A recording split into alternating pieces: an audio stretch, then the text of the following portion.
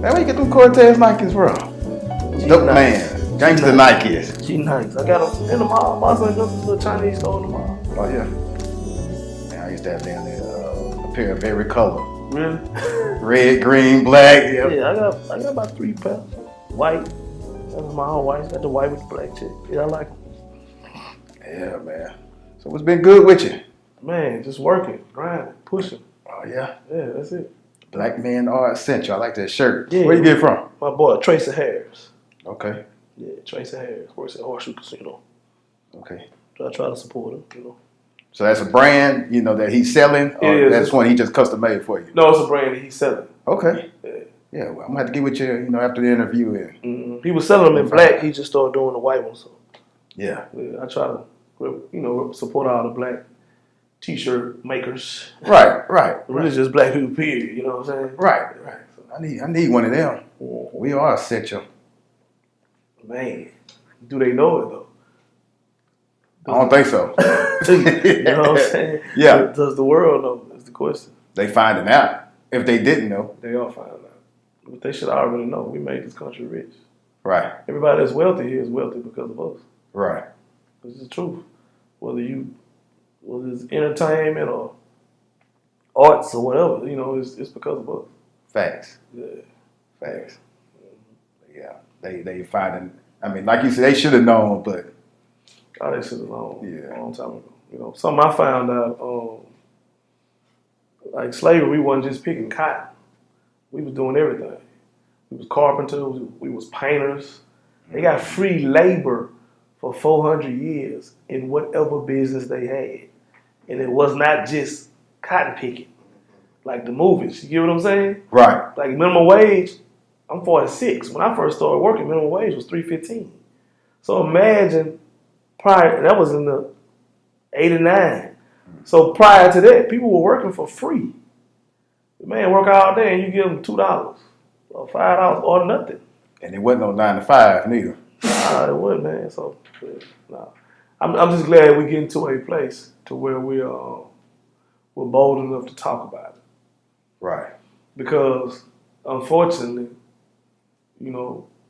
we still need some of their resources, their jobs. They own everything. So they kind of had us in a muffled position. You can't really say anything because you don't want to piss nobody off. You don't want to lose your job. You get what I'm saying? Mm-hmm. But we not bad people. We never have been bad people. So that's the tough part about it. That's the horrible part.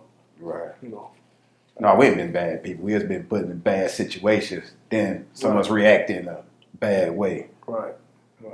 You're absolutely right. Have you started? Oh yeah. Oh, I didn't know we started. Yeah, that's how we do it, man. I didn't know we started. Hey, we got another one. I didn't know we had started. I thought you were just talking to me. But yeah, man. So the reason for this book, Lost Black Boys. Yeah, tell me about the book. Let me tell you about the book. Let me sit my wine down. Okay. So I've always wanted to write a book. Okay. Like all of us, we all got a story. All right. We all have a story inside of us that will help other people. Whether it's one person or 10 million people. So during the pandemic, like all of us, I'm trying to think of something else to do with all this time that I had.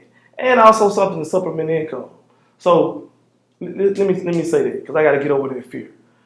As a black person, you don't want people to think, oh man, he's just doing it for the money. But that's not a bad thing. I am doing it for the money. But it's more about the cause than the money. As black people, we've been put in a position where if a white guy has a businessman, it's like, oh man, he's a businessman. He's a shrewd businessman.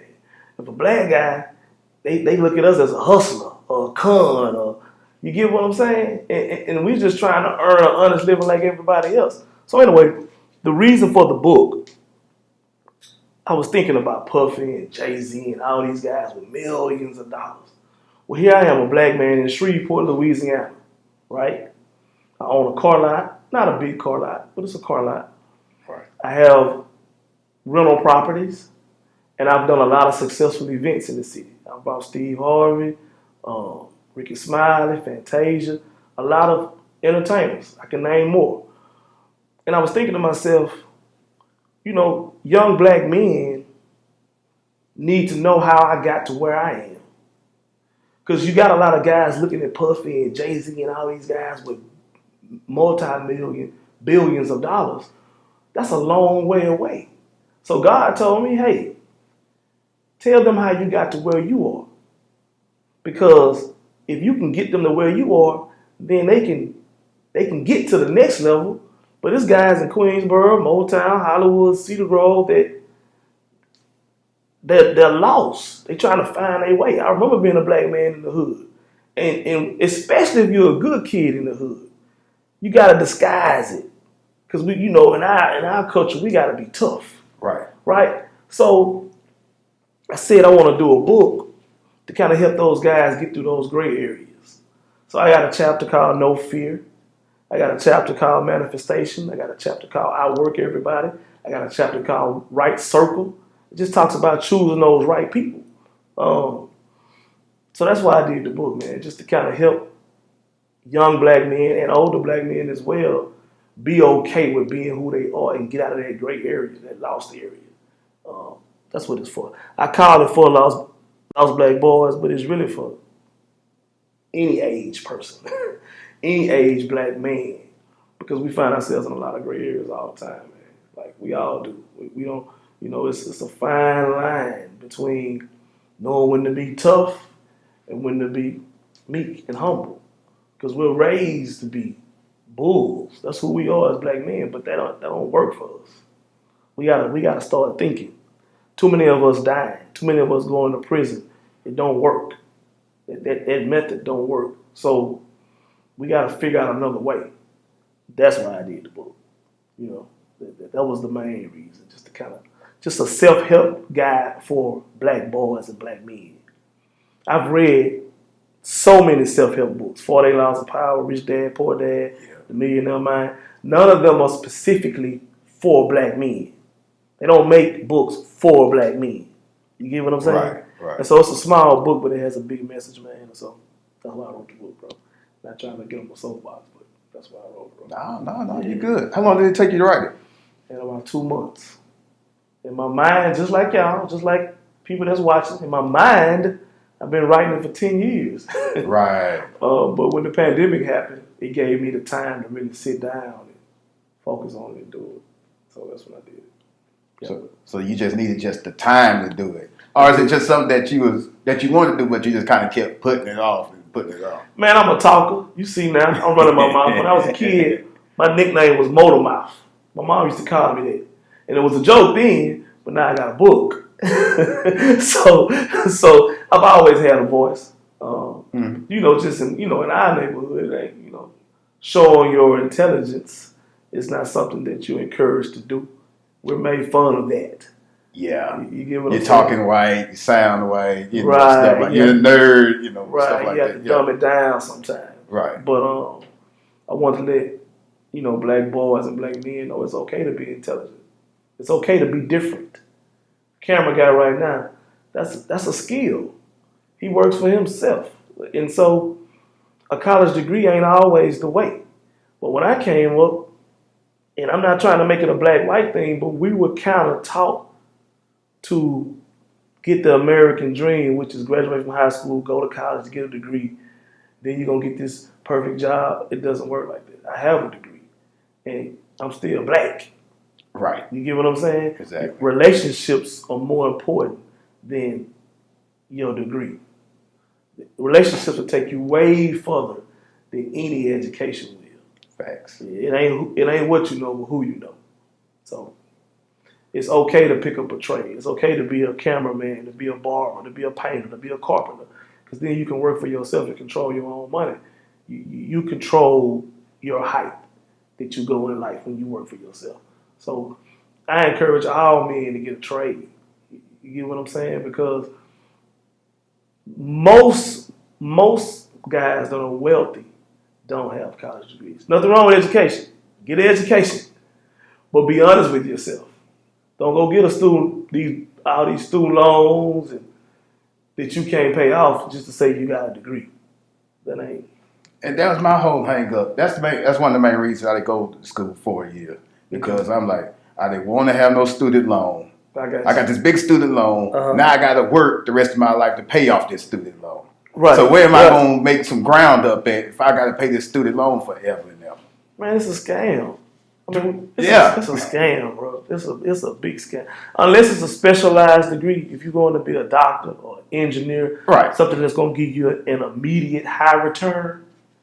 But if you go get a $100,000 student loan to be a teacher, and it's going to take you 30 years to pay it off, man, that's not cool, man. And no knock on teachers. I love teachers, but we all know they're underpaid. Very underpaid. They should be making more money than doctors. They're the most important field out there. They taking care of our kids. They babysitters, they counselors, they educators, and they make $38,000 a year. And it's worse now because you can't even discipline the kids when they get out of hand in class. Right. I agree. Why ain't got me talking, man? But go ahead. No. You good, man. Hey, this is what we do. Smiling because I'm rambling. No, you ain't rambling. This is what I call grown man talk. Right. But I knew it was going to be hard, man, because it's not a habit. It's even hard for me to read. Because of social media and this world so fast, we don't sit down. We don't sit down and take the time to strengthen our minds. Shit, I do. And that's good. And I do too. But not as much as I should. Because we so caught up on TV and social media, man. Like, so COVID was actually, in my opinion, a good thing. It took us back to a simpler place in life. It got rid of those things that distract us. The casinos were closed. The clubs was closed. Those things that... No sports. Right. The entertainment. You had to be to yourself. Be with your family. You get what I'm saying? So it was a good thing, I think. You know, it was a really good thing. Yeah, I got in the stock game when it went down. You did? Yeah, I got in the stocks. I did too a little bit. Hey, not bad. It still worked out pretty good for me. Yeah, I did okay. So you did good. I did all right, man. That's good. You know, what was that, about 3 weeks ago when the market just bottomed out, you know, but it made a little rebound. But other than that, man, I mean, I didn't really lose. I still came out ahead, so. Oh, that's good. But I just wanted to make time. When the COVID hit, I said, okay, this is the time to, you know, improve on self. There ain't no distractions. You can't go anywhere. Yes. Hell, I couldn't even go see my mama in Texas because we had to stay over here in Louisiana. So, you know, there was nothing to distract me. Right. COVID even made us eat healthy because temporarily the restaurants closed. Fast food places closed. Right. And even in the ones that were not closed, we were paranoid about going there because we don't know who's working there. We don't know if they got it. Yeah, so it took us back to the basics a little bit. And it's tight right now on some people, especially business owners, but we going to survive. We black. That's what we do. So white people are way more worried than we are. And I don't mind saying it on camera, but we always had to adjust. Right. We always had to survive. Like if I tell people all the time, if I lose everything I got, I get it back. Let me tell you something. Take the 10 richest people in the world. Okay. Folks out there, and you too, cameraman. Take 10 richest people in the world. You take everything they got, strip them of everything. In 10 years, they'll be back to 10 richest people because it's in them. You get what I'm saying? Right. So when you're an entrepreneur, like this skill that the cameraman has right now, Mr. Dunn, you can't take that. I can take his camera, smash it. Eventually, he's going to get another camera, and he's going to start back doing what he know how to do. You get what I'm saying? Whatever prompted you to start Takeover TV, can't nobody take that away from you. And it's going to get tough at times, but you just got to keep going. It's hard. I tell people all the time, it's hard to pull that camera out, turn that phone on, and go, hey, y'all, this is Pat Brown, author of Lost Black Boys. Yeah, that's not easy. It's not easy. It's not easy. Because we all got insecurities on how we sound, how we look. You get what I'm saying? Right. But you got to keep doing it. I know this book is going to go nationwide. I know it. It's a quality book, and it has a strong message. As long as my energy is up and my vibrations are up, then it's going to happen. It's just not easy. That's some tough stuff. Even doing this interview, I'm paranoid now about how I sound, how I look, but you got to keep going, bro. You know, that's what I want to do. I want to encourage people to keep going. Don't worry about your insecurities. That's kind of cool, wasn't it? Nah, not bad at all. Not bad at all. So, so you gonna just start writing books now? You finna write, you know? Is that a new pathway for you? Or? It is, man. Okay. It is. You're the first person to make me say it, but it is. It's my new thing. Seriously, because I've always wanted to write, and I've always wanted to bring people together for something positive. I've been doing events for a long time. I'm not saying events are negative, but now it's just time for me to transition. And so I want to encourage people to read, and I've always wanted to write. So yes, I am working on other books, even right now as we speak. But I'm gonna give this book the deserving time that it needs to get it out there. But no, right. I definitely want to. Because it's definitely new to a whole lot of people. Right. We're gonna make sure that we do our part to help promote that and get that out there, because it's very important for us as black men, even black women, to read so they can understand a little bit more about us. Not saying that they don't, but there's nothing wrong with further educating yourself. Right. I agree. Any questions? Oh yeah. I got a couple more. So, not to change the subject, but to kind of, how is it? I know you've planned events with celebrities and stuff. Okay. How tough is that dealing with big time celebrities, like the ones that you've dealt with? Cause I've dealt with a couple, and it be hit or miss. Sometimes, like, I wish I'd never met you. I mean, this has been cool. So one thing that's consistent among us Shreveport people, we not really starstruck, and we kind of treat people how they treat us. Mm-hmm. So for me, that's just kind of how I am. I've had some that was jerks, and I've had some that was nice, but I kind of stay the same. You know, my energy is consistent with all people. So I've never really had a problem. You know, it's been some that's been like divas. I let them be a diva if that's who they want to be. I just handle the business, you know. So, I believe it. So I ain't never really had no problem. I don't have a problem with people, man. I'm really a people person because being in sales for so long, I've learned to allow people to be who they are. I don't try to control who people are. Mm-hmm. And it's just a gift of mine. You know, it's a skill set I have, and that's why I draw people to me, because I'm able to allow them to be who they are without any judgment. And so I'm cool. If it's a person that needs me to be the aggressor, I'll be the aggressor. And if they need to be the aggressor, I let them do it. As long as there's no disrespect, I'm good with it. So, yeah, I'm different. Man, what you think about this Will and Jada mess, man? Man, you want the funny Takeover TV, or you want the truth? I want all of it. Just gonna kind of piss people off. Oh, definitely that. Okay. Jada was wrong. The problem is, black men are not. I'm gonna give you the serious, educated answer first. Black men are not allowed to be vulnerable and in love, because we've been coined to be these players and these dogs, right? Right. But you have this guy that was at the time in his early 20s. She was in her late 40s. He came to her home broken. He was her child's friend. He came there broken. This grown woman put that grown woman thing on him. He fell in love. She knew she wasn't gonna leave Will. You ain't gonna leave Will Smith. He fell in love. Now we making fun. Oh man, he tender deep. Oh, he's soft. Man, he should have played his position. But some men actually want to be in love. And because we black men, you ain't supposed, that's weak, or that's not becoming of a black male. But I saw his interview, and I'm gonna be honest, what I saw, this dude really was in love with this woman. Now, was he wrong for falling in love with a married woman? Sound like to me, Jada had him thinking her and Will was over. Because even when she was talking to Will, she said, I was in an entanglement with Austin, which is what August. With August, my bad, that's the word of my son named Austin. With August. And Will was like, what? An entanglement? You was in a relationship, right? Exactly. So she had August thinking she was they were in a relationship. And August, even in his young, immature mind, said, Will gave him his blessing. And Will being a G and Will Smith probably was like, man, do you. I ain't worried about that. But that wasn't true either. Because we could see in the interview that Will was hurt.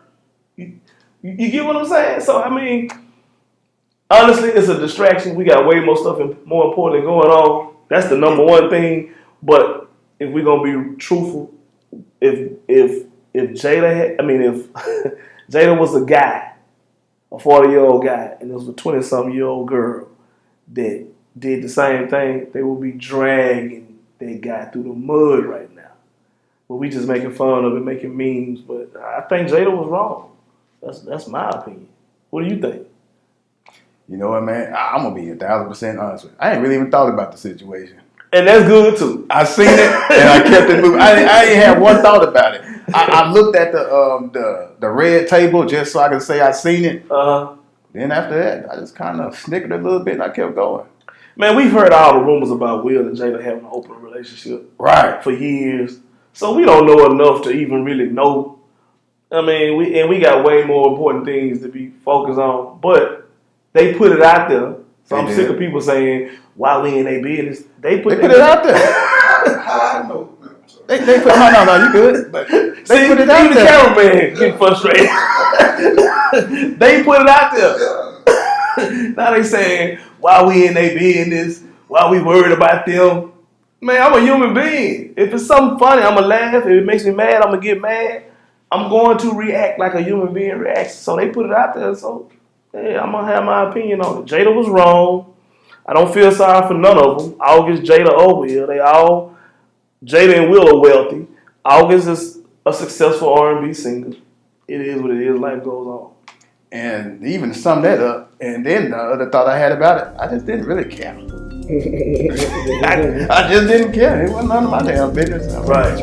That was rich folks' problem to me. I'm like, shit, I got real problems. Will could go get him anybody he wants. Right. Ada could go get anybody she wants. So right. Don't sound like a bad deal to me. I mean, right. Y'all worry about that. Y'all. August hurt though. Yeah. He hurt.